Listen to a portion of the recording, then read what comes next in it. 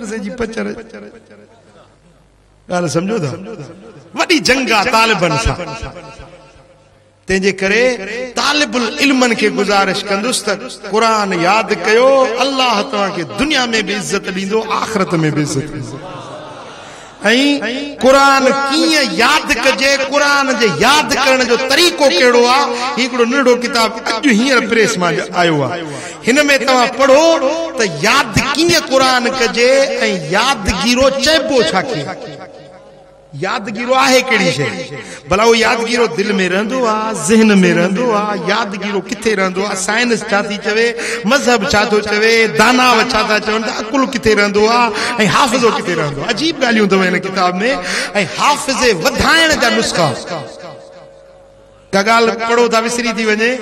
सुबुह जो नेरानो 11 या 21 दाणा किशमिश बोस्की रंग जी थींदी आहे न किशमिश उन जा 21 दाणा या 11 दाणा सुबुह जो नेराना खाओ अल्लाह जे आयतुनि मज़ा इहा हिकिड़ी आयत अल्लाह ताला तव्हांजो हाफ़िज़ो वधाए छॾे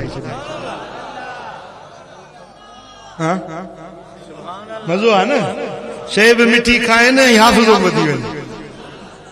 ऐं जे यादि करणु चाहियो था त सुम्हण खां अॻु में जा 45 मिंट मुनो कलाक सुम्हण खां अॻु में भेरा ॾेई सुम्ही पओ उहा शइ तव्हांखे यादि थी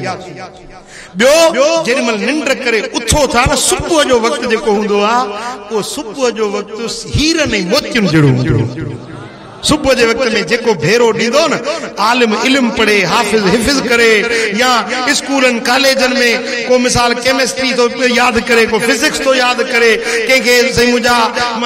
मैथमेटिक्स जा थीरम यादि करणा आहिनि जेकॾहिं यादि नथी अचे सुबुह जे वक़्त में भेरा ॾियो यादि थी ऐं यादि करण जो तरीक़ो कहिड़ो आहे उन जे बारे में जेके मुतक़द्दिमीन उलमा औलिया सुलहा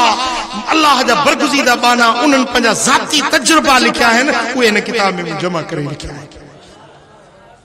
हिन दौर में हिकिड़ो अहिड़ो माण्हू बि अथव जंहिं 27 ॾींहंनि में क़ुरान शरीफ़ यादि कयो 27 ॾींहंनि में 87 पारो रोज़ानो यादि कंदो ऐं राति जो तरावीहनि में पढ़ंदो हिन दौर में मौजूदु आहे अञा इन किताब में लिखियल अथव पढ़जो त कहिड़ो माण्हू ॻाल्हि सम्झव ओ मुंहिंजा पिरी प्यारा त अल्लाह जो क़ुरान पाण बि पढ़ो पंहिंजे बच्चनि खे पढ़ायो ऐं जेके मालदार आहिनि जंहिंखे रब पैसो दौलत ॾिनी आहे त पंहिंजी दौलत खे अल्लाह जे रस्ते में ख़र्च कयो मदरसा तामीर करायो अहले सुन्नत जे मदरसनि जी ख़िदमत कयो मदरसनि जा मुआविन बणिजी वञो पंहिंजे हलाल कमाई मज़ा मदरसनि जी